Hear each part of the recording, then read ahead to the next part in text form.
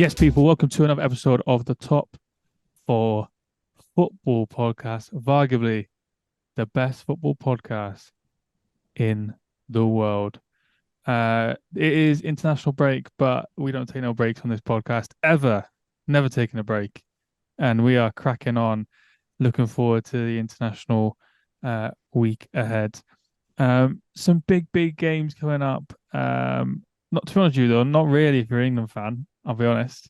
Uh, I can't really be bothered, if I'm honest. I know it's a good way to start the podcast. We're going to talk about for the next half an hour about something I don't give a fuck about. But I think we've got to start with Wales, surely. I mean, he's rocking his Wales top.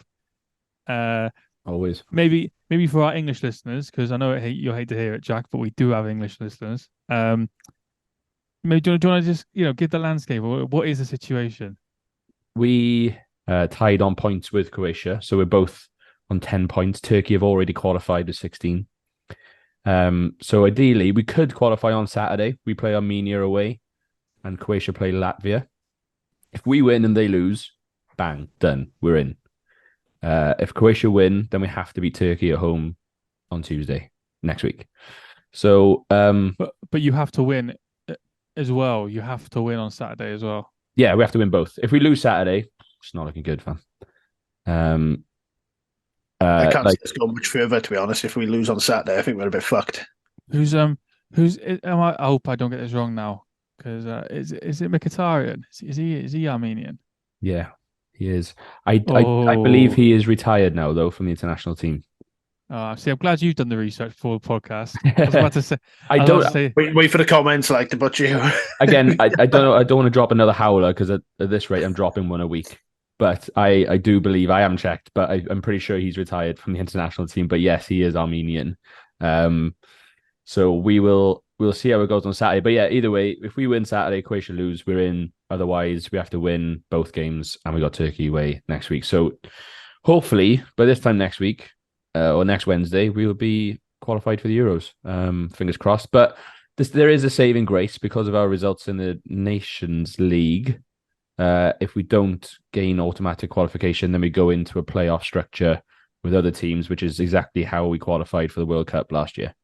So if we don't qualify through the groups, then we have to play a semi-final and a final. But I don't know when that draw is or what other teams are in it. I just know that we have one lined up.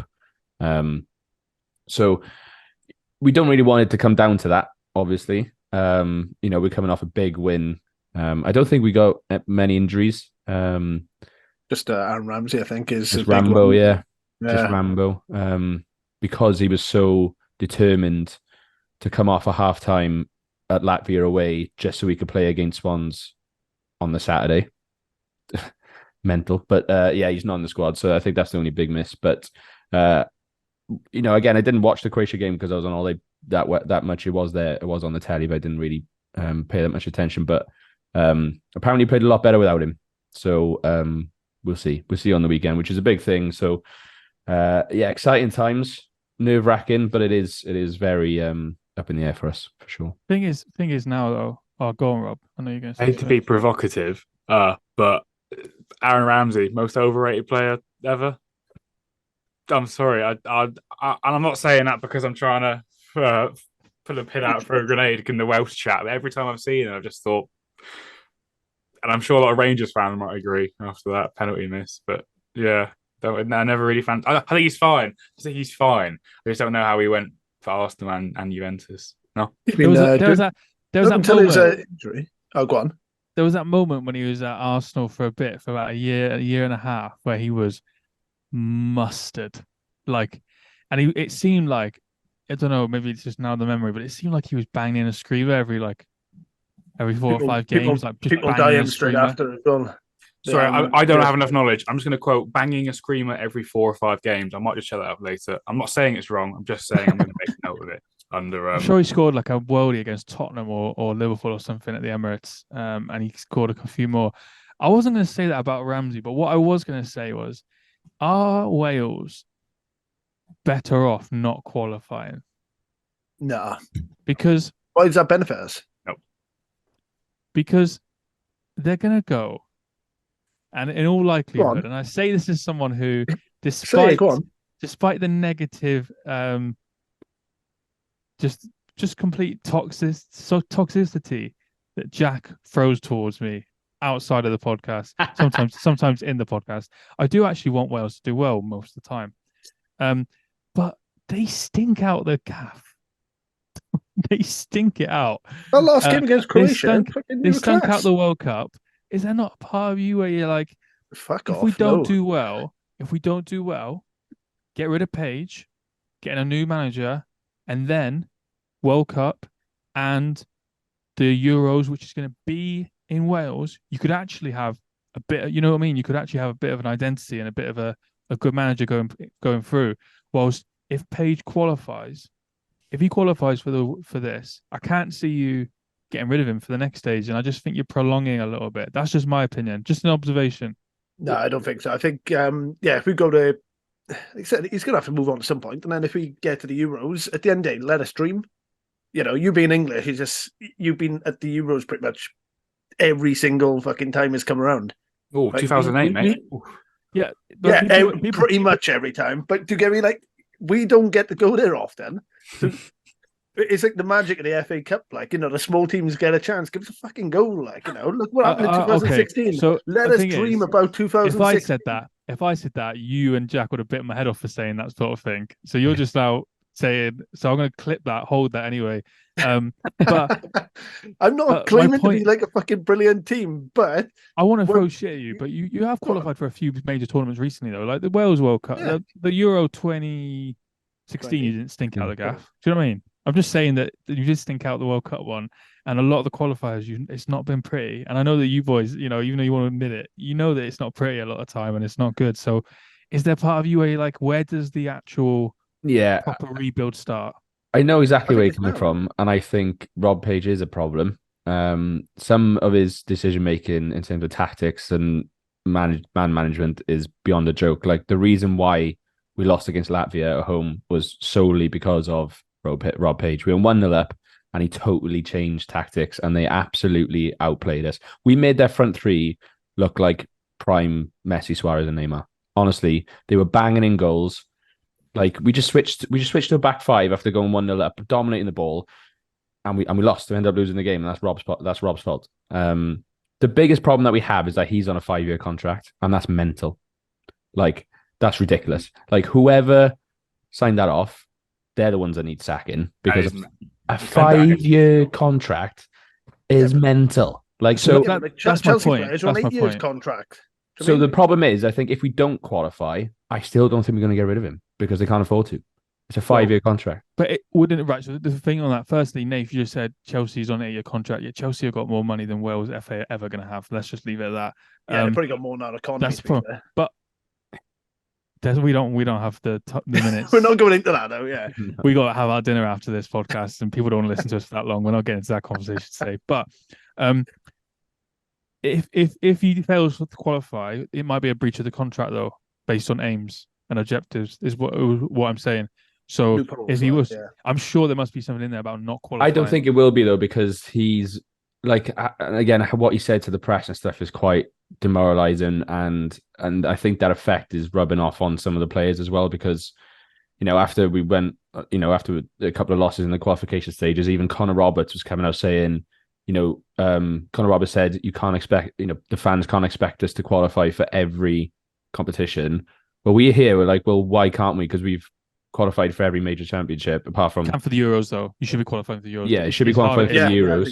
So. We got to a World Cup last year, through a playoff final or whatever, but that's the level of the team that we are now. We, as fans, we are there. We have been there. Why can't we be there now? And I think Rob has said that as Welsh fans and people need to lower their expectations. I'm like, on what grounds?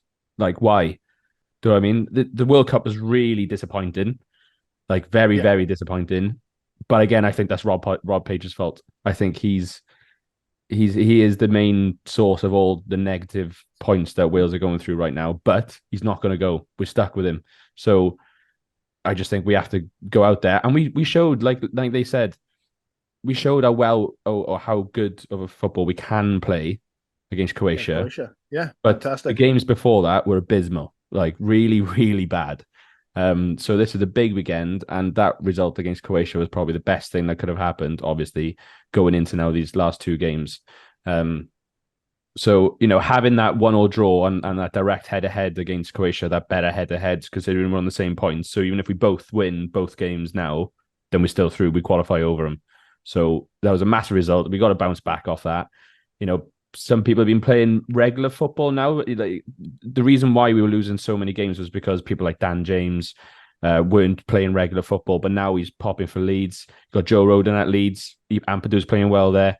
You got Harry Wilson's popping off a bit now in the Prem. So, these are all positive things that come into play. So Brennan now going to get real good first team football with Spurs now that Richarlison's injured. So I just think we're stuck with him. We need to qualify. We have to qualify. I expect us to qualify.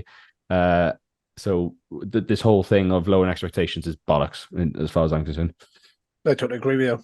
Like I said, we've got the tougher run of the games, haven't we? Like against Croatia. Croatia got Armenia and Latvia.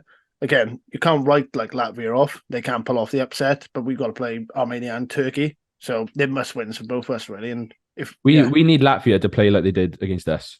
100%. And turn them over. So we'll see. But yeah, that's where Wales currently stand. So it's a big weekend. And the Euros next year is actually over my 30th birthday, and I fully plan on being in Germany. So if we don't qualify, I am personally going to go to Rob Page's house and have a stern word with him. Sorry, you can go watch some of the England games with me, mate. Nah, I'm all right. I would like to interject finally for the Welsh chat. I don't have much to say. Apart from I'm a big note taker during these things. I tried to write down my 23-man Wales squad. I did 4 names and I drew a helicopter and a man. But and then I knew I'm waiting for the shittiness now.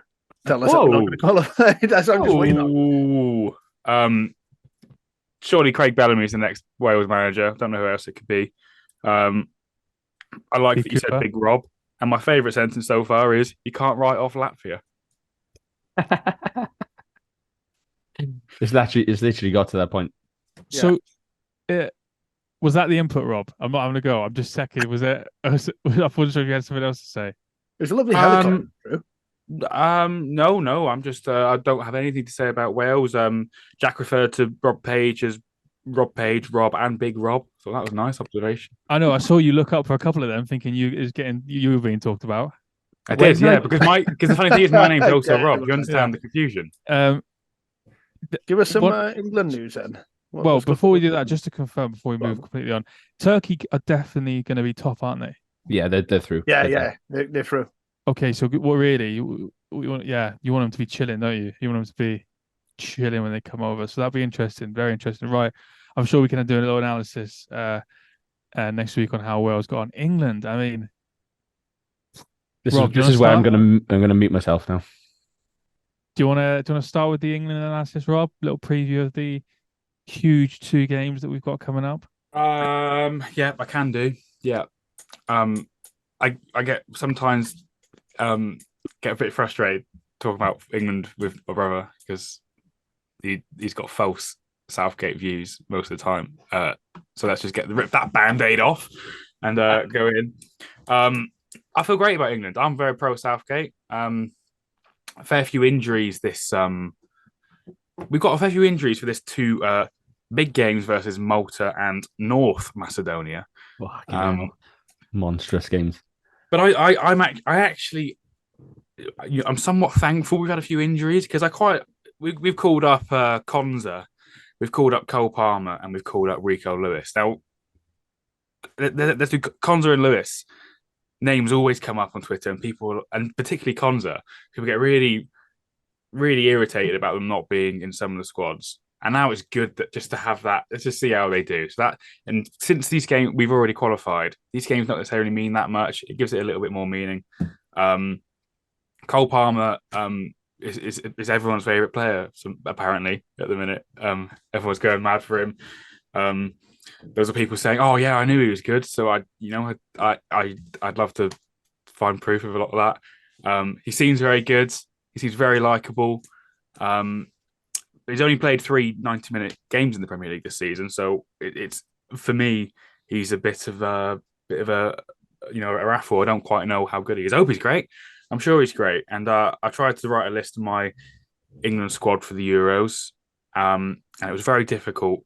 But I don't know if I get him in just yet. But it certainly gives a bit more excitement going into to this one. But I'm buzzing. I think I said before the pods. I think Kane and Bellingham are the two favourites right now for Ballon d'Or. They've got to be in the best position to get it next year. I don't know apart from Mbappe, but yeah, French. Mbappe's got to move, hasn't he? Really, he's got to move. Who's going to get it? I think. Yeah, or win the Euros, but or the Champions League if they. I say that like Messi didn't just win it from playing in the French League and the American League, but I think it's a different. little bit of different in there. Yeah, there is difference. But yes, yeah, God, I started speaking again, but I'd made my final point. Yeah, well, I mean, what's interesting as well is I think Bellingham's going to be the first name on the team sheet. Well, him and Kane are the first two on the team sheet next summer. But I think Bellingham's just been sent back to Madrid today. Colwill as well, I think, is withdrawing or withdrawn already. So Konza, I'm not sure he'll start, but hopefully he'll get some minutes. Because what I don't like is when these players get brought in and they don't even get feature, which I know happens. But I hope that with the fact that it's 2 games which don't really matter, they do get featured. I hear what you're saying about Palmer, but I do think, I don't know what you're saying, everyone's saying it, but I can't believe how good he's looked. Like, I honestly think he looks really, really good. And I honestly didn't think he was all that at all. He's been brought in now with Southgate thinking that if he carries on, the conversation will get a bit louder about whether he'd get in the team. And it'd be interesting with Maddison being injured. Maddison was doing so well, but things can change so quickly now. If that gets delayed a bit longer and then he doesn't come back and he's not firing, that might be a space that's up for grabs. So it'd be interesting to see what happens there for sure. Well, I must say, I think Palmer only gets in if at this rate, from what we've seen, if there's an injury, because the squads are going down from 26 to 23 this year. Because they were 26 last 2 tournaments, perhaps, was it? And it's a very tight squad. And for me, I'm looking at. I'm a big Eze fan, and Eze is going to be. He's one of those fringe players, but for me, he's one of the first names in the attack for me. And also you got our boy Raheem Sterling, who's seeming to play good football again. Don't know what's going on there. Can't even speculate. Don't know. I can't. I've not even heard rumors about why he's not in the squad. So I think those are players who are potentially going to be more likely to be ahead of Mr. Palmer. That is an interesting one, really, the Sterling thing, because it's quite surprising. Just because I know he got injured or he had a thing and then he didn't, or he was injured at the beginning of the season, or whatever, and he didn't get in, so then he lost his place. But he's up there with he would have been up there with the likes of Maguire and Hendo. Do you know what I mean? He would have been spoken about in the same breath in terms of not being on form but still getting picked. So now to have been dropped out, it's an interesting one, and he's looking good now. Well, he's looking much better. Playing better than Rashford at the moment. Yeah. Rashford's nowhere near this list. Yeah, I was gonna say he gets in though, doesn't he? Yeah. Thing is, he's dropped Rashford before, so I think this is his last squad, Rashford, unless he turns it around, because he has been dropped before. I do not think Rashford's going to go to the Euros.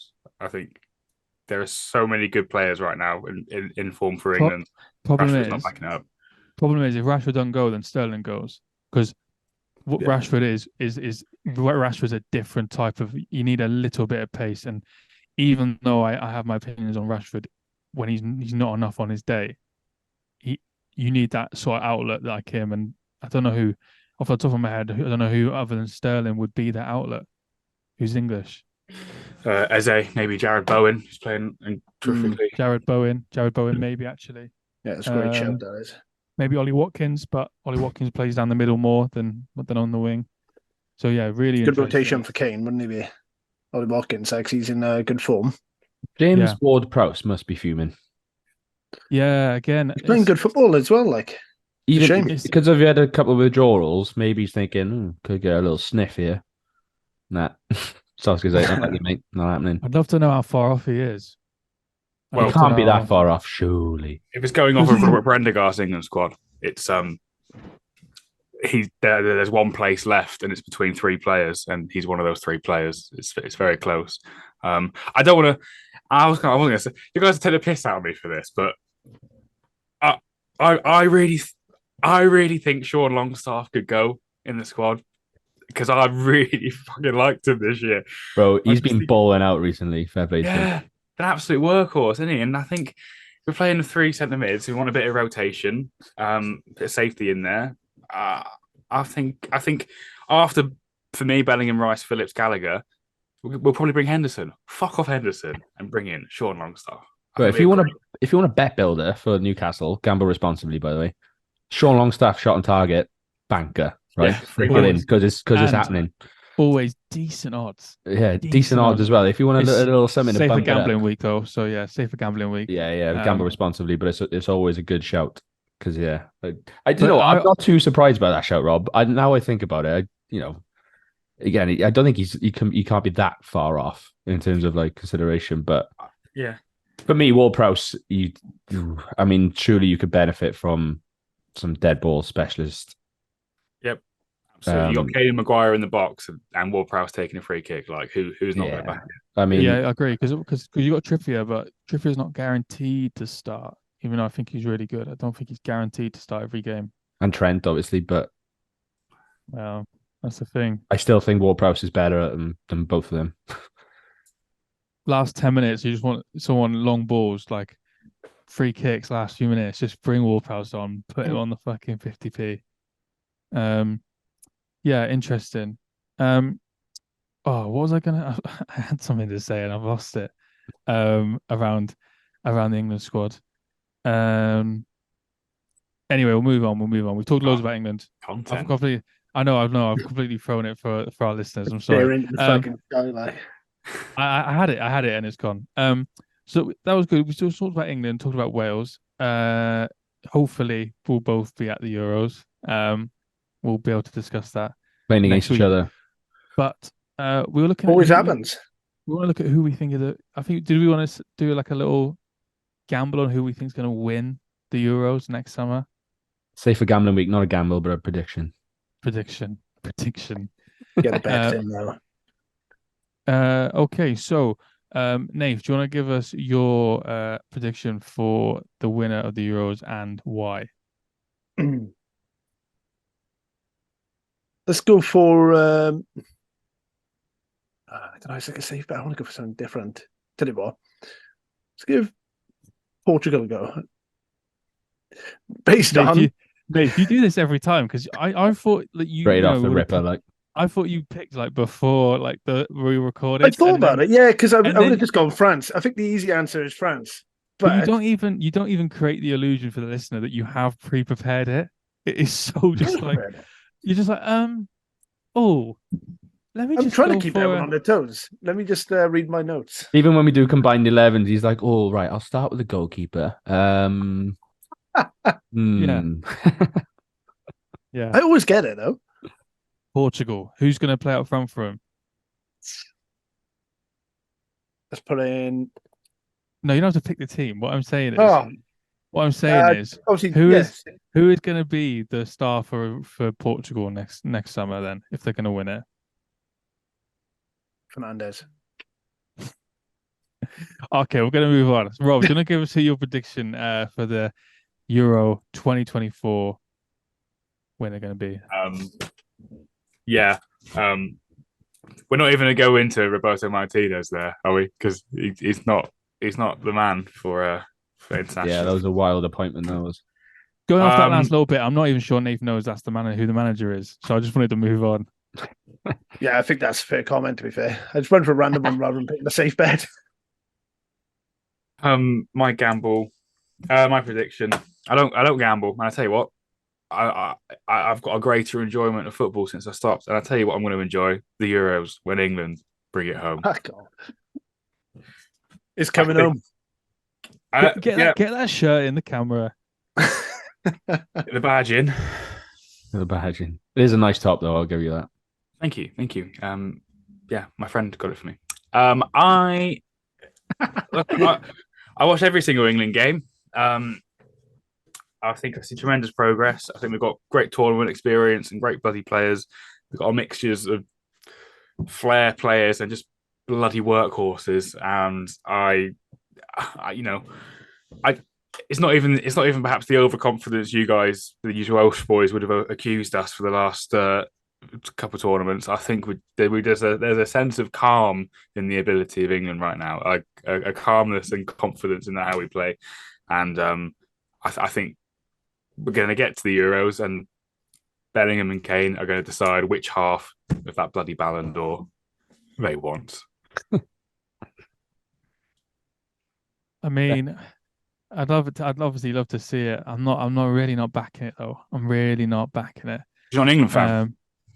I do want to be. I just think it's the hope that kills you, innit? So if I go in with low expectations, a bit like the World Cup, I'll be happy when we get to the quarters, and then I'll get excited, and then we'll get knocked out. So yeah, we'll see. I mean, I still have my reservations. Southgate, his last chance. Not sure he's got the minerals. If you're an England fan, you have reservations about Southgate. But this settles it, though, doesn't it? This settles it, doesn't it? If he wins it, the argument's done. If he doesn't win it, then if he just doesn't win it? If he just doesn't win it? Yeah. Yeah, he'll get renewal. At this point, that's the discussion over then, isn't it? Because he obviously didn't have the bottle or the knowledge.